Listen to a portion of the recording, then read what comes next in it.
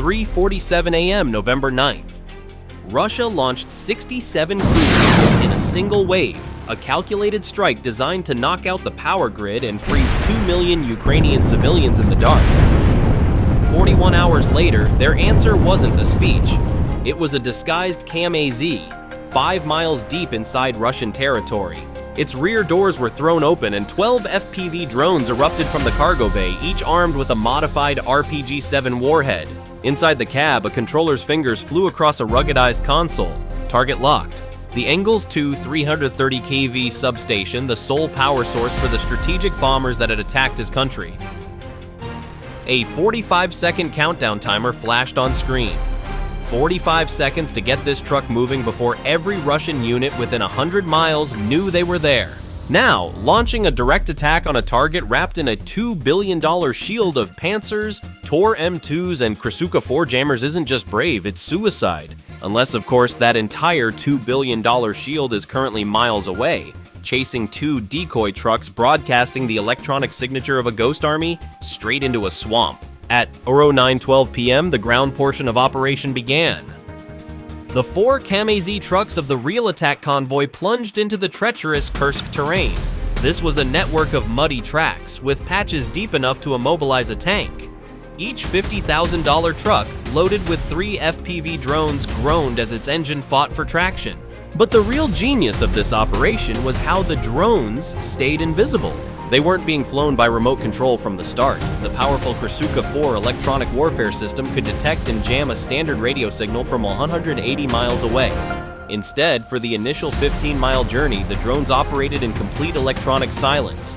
Each drone navigated autonomously, using preloaded 3D maps of the terrain and an internal guidance system to stay on course. The human operator would only take control for the final attack run, using a low-power, highly directional radio link. The signal was too short-range and too focused for the powerful but distant Krasuka 4 system to even notice. Meanwhile, 20 miles to the east, the diversion was in full swing. The 2 decoy trucks, the ghosts of the convoy, lit up their emitters, broadcasting the electronic signature of a 50-drone swarm. The bait was taken. Russian Panzer and Tor M2 units, seeing an electronic tidal wave on their screens, began firing millions of dollars in missiles at empty air. The plan was a brutal mix of high-tech and low-tech. Lure the billion-dollar air defense shield away with a cheap electronic trick, then sneak in under the radar while it was looking the other way. 10:03 p.m. Inside a Panzer S1 command truck at Engels 2, the operator watched his main radar sweep a clean, empty sky. All the action was happening 20 miles away, where his comrades were busy chasing what looked like the biggest drone swarm in history. Here, there was nothing. Then a flicker of white-hot heat bloomed on his secondary thermal display. It wasn't a contact, it was a ghost that was already through the gate. An FPV drone flying at treetop level had just switched to its short-range signal and popped into existence a mere 400 yards from his position. The system reacted with pure mechanical fury. The Panzer's twin 30mm cannons roared to life, spitting 5,000 rounds a minute of pure panic into the forest. 4 missiles launched in a deafening salvo. But it was useless. They weren't shooting at the drone. They were shooting at where the drone was 2 seconds ago. Here's the problem with the 12-mile weapon system. It's not designed to fight a knife fight in a phone booth. The Panzer's radar needs a target above 65 feet in rough terrain to get a clean lock. This drone was flying below that, using the forest as a shield. The radar signal was scattering off the trees, and the targeting computer was having a meltdown. The missiles and shells shredded a half-acre of Russian forest, but the drone was already gone. The rest of the $2 billion shield was just as useless. The Tor M2 batteries were otherwise engaged, throwing 16 missile salvos at the ghost convoy 20 miles away. And the mighty Krasuka 4 jammer? It was listening for an orchestra and completely missed the last-second whisper of the drone's directional radio. The billion-dollar shield wasn't broken, it was bypassed. So how does a $2 billion air defense system, one of the best in the world, get completely blindsided by a $50,000 truck and a handful of cheap drones? It's because Russia built the perfect mousetrap, but Ukraine sent a snake. The trap was never designed to see it coming. First, you make the most powerful jammer in the world deaf. The Krasuka 4 is designed to hunt for long-range radio signals, the kind used to pilot a drone from miles away. The Ukrainian drones didn't use one. Instead, They flew their entire 15-mile approach autonomously, navigating by internal maps and staying completely silent. They only switched to a low-power, short-range radio link for the final few hundred yards of the attack. It was a whisper in a hurricane, too faint and too brief for the Krasuka to even register. A ghost that doesn't talk. Second, you stay below the sight line of the radar. The Panzer is a phenomenal system, but it's designed to shoot up, not down. Its radar is angled to catch planes and missiles coming out of the sky. By hugging the terrain and weaving through the forest at 30 to 50 feet, the drones were literally flying in the radar's blind spot, hidden in the ground clutter. It's like trying to spot a snake in the grass from a second-story window. And finally, you use the right tool for the job.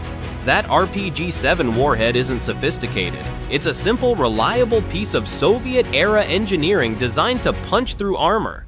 But when you deliver that simple, powerful charge with the pinpoint accuracy of a human-guided FPV drone, you turn a cheap piece of hardware into a smart weapon.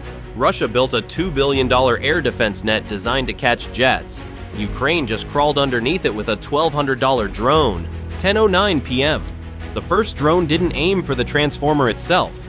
It aimed for the massive ceramic insulator connecting the 330,000-volt line to the grid. The RPG's shaped charge didn't just explode, it vaporized the connection, creating a man-made lightning strike. A blinding blue-white arc of pure electricity that pulsed with enough electromagnetic energy to fry anything not shielded. For 10 critical seconds, the Panzer's radar screen went to static. The Russians saw the flash and heard the thunder, and they panicked. Thinking this was the main attack, the nearest Tor M2 battery launched a 6-missile salvo at the decoy convoy 20 miles away. A T-90 battle tank, all 70 tons of it, plowed off the main road to chase the ghost trucks and promptly buried itself up to its belly in 2 feet of thick black Kursk mud, stuck like a hog in a wallow. And with the big guns looking the wrong way and the local defense temporarily blinded, truck number 2 made its move. A second wave of FPV drones launched, streaking towards the heart of the substation. But that beautiful man-made lightning strike had a downside. The EMP wave washed over the second wave of drones, and for a terrifying 1.5 seconds the operator's screens went blank. The connection was lost. This is where the plan went from clever to brilliant. The drone wasn't flying blind. Its onboard AI, a simple but effective computer vision system, had already locked onto the target's shape in the seconds before the blast. For the last 15 seconds of its life, the drone was flying itself, homing in on the distinct boxy silhouette of the main transformer. It was a dead man's switch designed to finish the job no matter what. 10:11 p.m. Inside the Engels 2 command center, the Russians were watching a ghost hunt. The massive electronic signature of the decoy convoy they'd been chasing for 10 minutes just vanished from the radar. The operators looked at each other. Where did they go? Then, the lights at the substation flickered. A plume of oily black smoke started to climb into the night sky. A new kind of panic set in. This wasn't a ghost on a screen, this was real. The base commander grabbed his radio, shouting for status updates. The reports that came back were a cascade of failure. The powerful ground radars used to guide the Tu-95 and Tu-22M3 bombers were offline. The automated refueling pumps were dead. The targeting computers were black screens. It was a full-blown system failure, a digital heart attack. The entire Engels 2 airbase went dark. Through the smoke and chaos, the final FPV drone, the one running on its own AI brain, found its mark. It slammed directly into the main transformer, its RPG warhead delivering the final fatal blow. Miles away, the 4 CAM-AZ trucks, now empty, were racing through the forest. They crossed back into Ukrainian territory without a scratch, leaving behind a blinded airbase, a T-90 tank drowning in the mud, and millions of dollars of wasted Russian missiles. Inside the lead truck, the controller shut down his laptop, leaned back, and grinned. Thanks for the mud tour, comrades. The first RPG warhead didn't just explode, it was a key unlocking a cage full of lightning.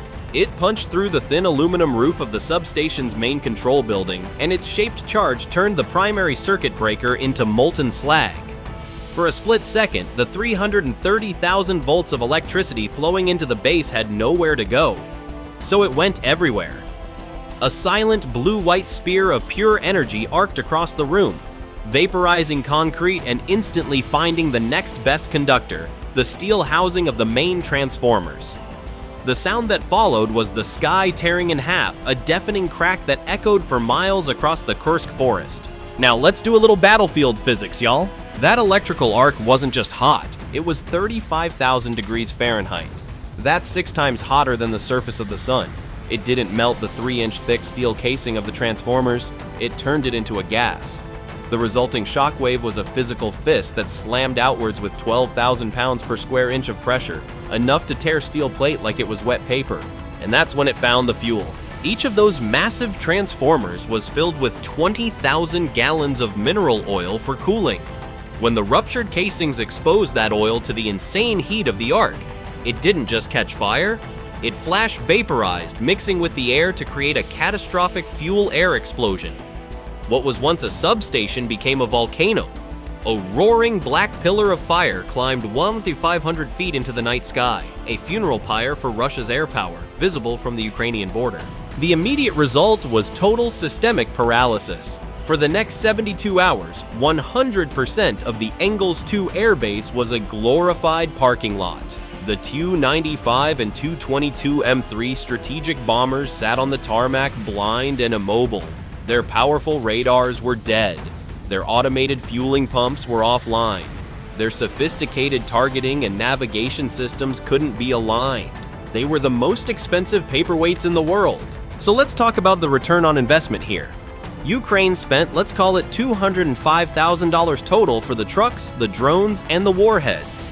Russia lost a $1.5 billion substation that will take at least 4 months to rebuild, not to mention the cost of the tanks stuck in the mud and the millions in wasted missiles. The strategic fallout was even more devastating. For the next 3 days, Russia lost 30% of its ability to launch cruise missiles at Ukraine. A critical window of operational silence, bought and paid for with 4 trucks and a whole lot of Texas-style audacity. The effect rippled outwards. As a little bit of karmic justice, 500,000 Russian civilians in the surrounding Saratov region also lost power. And back in Washington, the political calculus shifted. Trump's failed 30-day ceasefire talks had shown Russia wasn't serious about peace. This Ukrainian operation showed that a low-cost, asymmetric strategy could cripple high-value Russian assets. The next NATO aid package wasn't just approved, it was fast-tracked, with a special emphasis on fiber optic and autonomous drone technology. Russia's attempt to weaponize the cold had just backfired spectacularly. And here's the kicker, the part that's probably causing a whole lot of heartburn in the Kremlin right now. This wasn't a one-off trick. Just days ago, Ukraine hit the brain, using those AI-guided drones that pretended to be birds to blind Moscow's electronic warfare command. Tonight, they hit the heart, using beat-up trucks and old-school decoys to cut the power to their strategic bombers. They proved they can get you from the sky, and they can get you from the mud. Now Russia has a choice. Do they point their radars at the clouds or at the trees? The answer is they can't afford to do both. And that right there is how you win a war you're not supposed to. Lesson of the day, never chase ghosts in the mud when Ukraine's got the plug.